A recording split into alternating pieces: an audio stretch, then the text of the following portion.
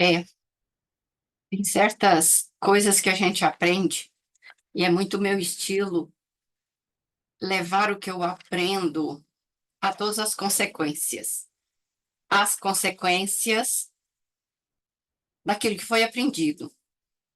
E hoje, né, já há um tempo, nesses últimos anos, a gente escuta muito das neurociências, né, que, com todos essas pesquisas sobre o cérebro, que os sapiens, né, como espécie, né, a gente passou a existir nesse processo evolutivo há mais ou menos 200 mil anos atrás, né? Pouco menos, um pouco mais, mas 200 mil anos atrás. E aí, a gente, de lá para cá, não teve tempo de se adaptar geneticamente, né? Da gente ter adaptações genéticas do nosso cérebro. Isso quer dizer que o nosso cérebro, que funcionava há 200 mil anos atrás nas cavernas, é o mesmo de hoje. Isso tem consequências imensas, imensas. Vamos levar isso para todas as nossas áreas da vida. Nós funcionamos, nosso cérebro, como o cérebro dos sapiens de 200 mil anos atrás, que vivia num, num sistema, num ecossistema, em um mundo, né, basicamente de escassez, e que precisava lutar muito pela sua sobrevivência, para nutrição, para encontrar companheiros sexuais, né, para reprodução, para poder sobreviver, não ser predado, né, mas ser predador. Então, tudo isso está em funcionamento no nosso cérebro. Esses imperativos, essa tendência, né? A gente foi criado para dar conta de sobreviver num mundo de escassez, com uma força de vida, né? De matar e não morrer muito grande, de comer, de ir atrás da comida. Então, tudo isso é uma marca muito grande dos sapiens. Se a gente pensar por exemplo, as borboletas da, que produzem a seda, né, o bicho da seda. Então já se sabe que depois de centenas de milhares de anos, centenas de milhares de anos, sem deixá-las vazar o casulo para nascer e criar asa e voar como uma borboleta, hoje, o bichinho da seda não tem mais asa. Ele se adaptou. Por quê? Porque, na verdade, como os sapiens, né, o nosso tempo de vida é muito mais longo. Então, geração a geração, o bicho da seda já teve essa transformação para poder se adaptar a um novo tipo de vida, que é ele não precisa de voar, então não tem asa. Ser humano continua com o mesmo cérebro, porque não houve tempo hábil para a gente ter uma mudança genética consistente, para ter um cérebro diferente, com imperativos, com comandos diferentes. Então, isso é muito sério. Como é que esses comandos estão nos comandando hoje num mundo de excesso, muito mais do que de escassez? E aí eu já a, eu já canto a pedra e já adianto que isso está nos matando, porque a gente está sendo levado por automatismos que foram feitos para a nossa sobrevivência, mas a nossa sobrevivência é num outro mundo, não nesse mundo. Tá, vamos lá. E eu quero falar da cooperativa cerebral. Cooperativa cerebral é um nome que o Schlein, Leonard Schlein, um grande antropólogo é, norte-americano, ele é médico e morreu em 2014, mas também um grande antropólogo é, de, de, de, de, de arte, né? Como a gente fala, autodidata, que foi muito mais longe do que a maioria dos antropólogos. Tenho gostado demais dessa palavra autodidata, quer dizer, não passou pelas universidades. E ontem mesmo assistindo um programa na TV francesa, um documentário sobre um cara, um profissional, que recebeu o prêmio de melhor. ãh, o prêmio é lá da França, das ideias mais criativas, e ele está fazendo flores e arranjos florais com dejetos, com papel, com plástico pego na rua, com garrafas PET. E aí vem a ideia, ele é autodidata. Eu tenho escutado muito essa palavra assim, as pessoas que estão indo além, bem além do convencional, muito comumente elas são autodidatas. Não quero desqualificar aqui a academia, mas a academia, ela tem um compromisso com o seu próprio conhecimento, e aí a ideia de reproduzi-lo, e quem está fora dele pode ser mais criativo, pode, não necessariamente. Então, na verdade, tudo é válido, né? Aprende aqui, aprende lá, aplica, mas talvez seja a ideia de a gente, mesmo sendo autodidata, a gente coleta informações vindas de gerações e gerações que vieram antes da gente. Mesmo que não seja formalizado, que não tenha um diploma, que não tenha as aulas, a gente aprendeu das gerações anteriores. Isso é muito bonito, né? Isso tem a ver com cooperativa cerebral. Então, o Schlein diz, da melhor maneira, eu, como analista lacaniana, a melhor definição que eu encontrei eh, da ideia da linguagem, que é tão cara a Lacan, não foi em Lacan, não foi nenhum comentarista, comentador do Lacan, foi de um antropólogo, que provavelmente nem leu psicanálise. O que que ele fala? Ele fala o seguinte, que nós, seres humanos, nós só chegamos onde a gente chegou, né, os sapiens, porque a gente troca informação, porque a gente herda informação. Vamos falar assim, herda informação, porque os animais, eles repetem exatamente o que a geração anterior ensinou, ou, ou ensinou pouca coisa, como a mamãe ursa ensina os bichinhos dela a caçar. Tem um tipo, tem um tanto de aprendizado aí, principalmente nos mamíferos, né? É, mas já vem, né? Vamos pensar, a composição genética já vem para o gato miar, para um gato, ele sabe o que que ele vai comer, né? Por que que um gato é, é carnívoro, né? Quem avisou para ele que ele não pode comer planta? Pois é, ele não come planta. Então, são marcadores que a gente nasce com eles prontos. Nós temos muito poucos deles. Qual é o grande marcador do humano? É aprender. Ele nasce para aprender. Por quê? Porque o ser humano, ele se distribuiu pelo planeta todo. Então, são muitas línguas que um ser humano, ele nasce aqui no Brasil. Se ele for imediatamente levado para a Rússia, ele vai aprender a falar russo. E aí? Então, a gente nasce preparado para aprender qualquer idioma no qual a gente nasceu, né? E aprender aqueles costumes, vestir aquele tipo de roupa, comer aquele tipo de comida. Então, o Sapiens, ele nasce para aprender. Aprender o quê? A sobreviver.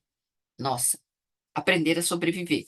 E uma das maneiras dele sobreviver, né? Ele já sai do corpo da mãe, a mãe o ampara, né? Ou o cuidador, e o bebê, e hoje a gente tem pesquisas muito avançadas sobre isso, e a Érica Parlato, que é uma grande companheira de psicanálise, né, e de ideias, ah, ela faz essa pesquisa como ninguém. Então, e eu vou nos caminhos, né, da Érica, eu digo assim, né, essa é a minha maneira de ver esse bebê que sabe que nasce ele nasce para quê? Eu falo, ele nasce para se conectar. Então um bebê, ele perdeu aquele mundo de proteção, e aí ele vai ter agora que sobreviver, ser protegido ainda, mas aprender a se proteger, aprender a sobreviver. Essa é a ideia. Como nós somos seres neotênicos, a gente fala neotenia é a nossa capacidade de ter, ou a qualidade que o ser humano tem, de ter uma infância, né, um período de dependência, eh, muito longo. A gente pode dizer, grosso modo, que um humano, só aos 25 anos, mais ou menos, na nossa cultura, né, ele estaria pronto para cuidar de si, para trabalhar, para ganhar o seu sustento. Eh, Podemos aí nós temos 1000 histórias, né, a gente pode ter um adolescente que já faz isso, que foi abandonado, ou que tem uma vida difícil, que é ele que traz comida para casa, tudo isso, né, o ser humano é dessa complexidade. Mas, o que eu estou dizendo é que ah, o ser humano, nasce, né, num estado fetal, numa dependência absoluta, mas ele já nasce com a capacidade de perceber o mundo ao redor, de ir aprendendo o que que ele tem que fazer para sobreviver. E aí entra Lacan na veia, né. A primeira coisa que um bebê Sa nasce sabendo, ele nasce, isso eu vou falar, é uma coisa meio, nossa, difícil de escutar, né, um bebê nasce sabendo seduzir, ou precisando saber seduzir. E ele nasce fazendo contato com o mundo, e ele nasce percebendo o mundo ao redor. Isso, quer dizer, então vamos deixar muito firme essa ideia de que o corpo do bebê é um corpo frágil, é um corpo que a gente pensa, ele não dá conta de nada, mas a mente dele está dando conta de muita coisa.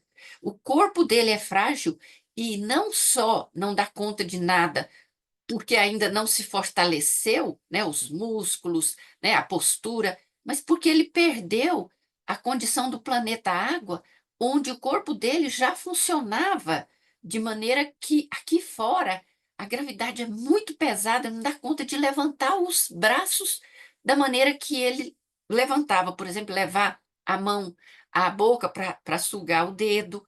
Então, tudo isso nas primeiras horas, dias, semanas de vida, meses de vida, ele vai adquirindo esse domínio do corpo. É. Agora, vamos lá. Esse bebê, ele nasce para poder, eh, sobreviver, mas sobreviver sendo cuidado a num período muito longo. Essa que é a ideia. Então, eh, essa talvez a gente possa dizer que a maior desgraça da vida de um ser humano é a dependência. Desgraça por quê? Porque a gente não pode contar só com a gente. E talvez por isso, eh, assim eu penso, para mim, que frases como, do Sartre, "O inferno é o outro", é como se fosse, eu diria, o inferno é a dependência. E a gente é interdependente, e seremos para sempre, até morrer. Então, por que que eu estou dizendo que é uma desgraça? No sentido que há um desamparo, há um desamparo. Quando eu estava na barriga da mãe, quando a gente estava lá, não havia essa ideia de desamparo, não tinha fome, não tinha frio, né, havia uma percepção de mundo, de algumas diferenças, por que que o coração da mãe tá tum, tum, tum, tum, de repente ela leva um susto e fica tum, tum, tum, tum, e aí o feto percebe que há uma diferença, né. A mãe tem uma cadência que o bebê conhece, nós temos pesquisas que demonstram tudo isso já. O bebê conhece até a maneira de caminhar da mãe, e a gente já sabe que cada ser humano tem um caminhar único. Mas uma hora a mãe pode ter machucado o joelho e começa a mancar. Então, a diferença, né? Susana Maiello fala disso maravilhosamente, uma pesquisadora italiana, se eu não me engano.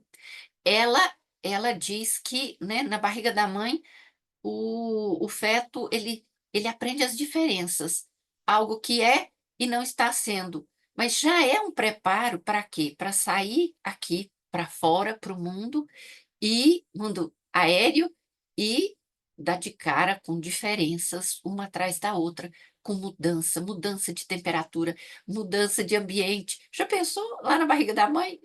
Só tinha útero, só tinha água. E agora tem paredes, tem porta. O que que é isso? Né? Tem teto. E aí se desloca para outro lugar e tem céu e tem árvore. É muita coisa que a gente não para pensar. Essa odisseia, né? Como dizem a Maya Gratier, o livro dela sobre os 1000 primeiros dias do bebê, né? Ela fala a odisseia desses 3 primeiros anos, incluindo, no caso dela, a gravidez, a concepção até 2 anos de idade. Então, é a maior viagem da nossa vida. A gente não tem consciência disso. Vamos ter. Então, vamos, de saída, pensar essa ideia de que o bebê nasce para poder se conectar com o mundo externo, mas com o cérebro dos outros seres humanos. Nossa, agora pegou, hein? Como assim? A gente nasce para se conectar com o cérebro dos outros seres humanos, de quem está ao nosso redor. E isso, quando o Schlein fala, ele fala por que que isso é tão fundamental para o ser humano. Porque um novo ser humano nasce, né? Uma criança, ela está aprendendo naquele meio dela, né?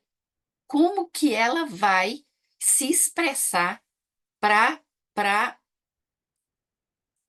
para resolver o mal-estar dela. Ela está com fome, ela não sabe nem o que é fome, não sabe nem o que que é fome. Com o tempo, né, a criancinha vai pedindo papá, papá, aí a gente sabe, ela quer papá, ela quer comer. Gente, é uma condição terrível.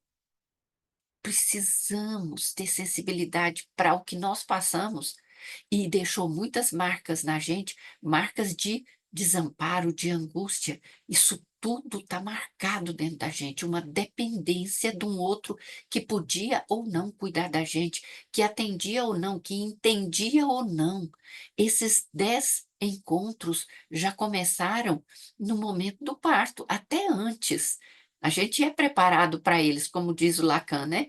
Não tem, ele fala isso no seminário 24, né? Entre a criança e esse ventre, não, nada nos garante que houve uma perfeito entendimento. Claro que não, porque queira ou não, já são duas criaturas, mas mas nessa condição foi a condição que a gente viveu na vida de 2 em 1, né? De se acreditar 2 em 1, porque a gente nunca foi um na vida, né? No momento da concepção já são dois, mas aí forma um terceiro, né? E que já é outra coisa. Esse bebê na barriga da mãe, ele não é a mãe, mas a gente sente o corpo da mãe como sendo da gente. Como é que um bebê lá dentro vai saber, ah, bom, isso é o coração da mãe que está batendo e eu escuto esse bumbo maravilhoso que depois nas músicas a gente vai querer escutar de novo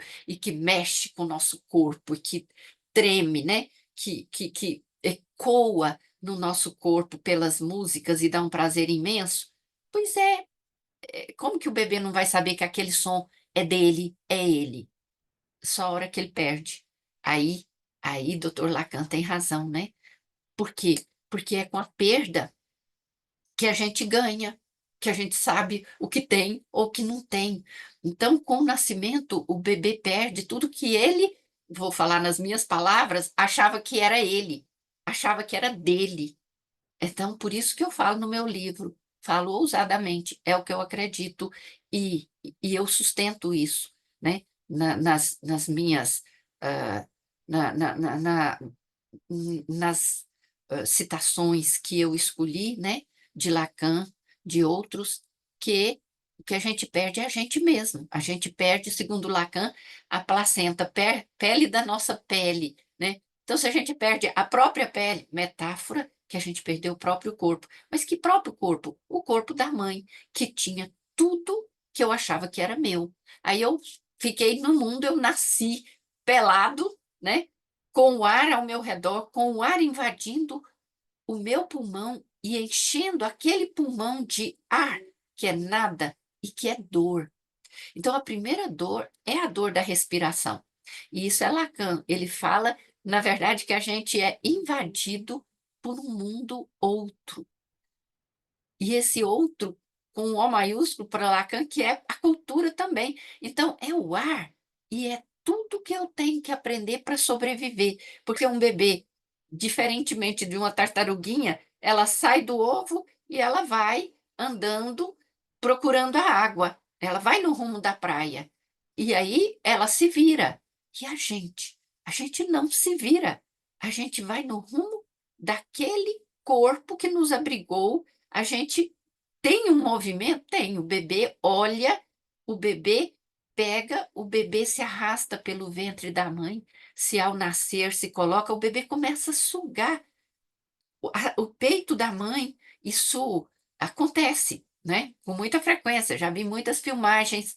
Então, o bebê, ele se conecta, e para se conectar, né, para sobreviver.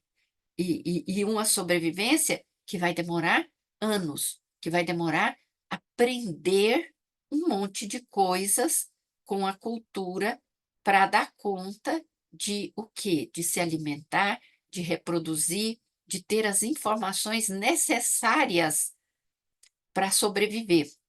Então, eh, aí entra a ideia de uma cooperativa cerebral que é que é, ele aprende com o outro, mas nós aprendemos para sempre uns com os outros. Nós aprendemos para sempre uns com os outros. E cada pessoa ao meu redor traz informações que eu não tenho. É uma visão de mundo diferente. Ah, nós ouvimos a notícia, o outro tem algo a acrescentar que eu não tenho. Então, eu vou terminar essa parte dizendo que não, larga essa ilusão de que o seu cérebro funciona separado dos cérebros dos outros. É claro que a gente tem nossas conclusões que a gente tira daquilo que a gente aprendeu, né? Soma, multiplica, divide e fala: "Ah, eu acredito nisso. Ah, eu vejo dessa maneira". Ok. Claro que nós temos coisas nossas, isso é muito delicado, né, nossas, advindas do tanto de coisas que a gente assimilou, assimila e assimilará até o fim dos nossos dias. Então, conte com essa grande verdade, ou com essa informação muito fundamentada de que nosso cérebro funciona em ligação com os cérebros das pessoas que estão ao nosso redor, que chegam até a gente através dos meios de comunicação, dos livros que a gente lê, tudo, né. Então, o o seu cérebro, o meu cérebro não é só meu e não funciona sozinha comigo.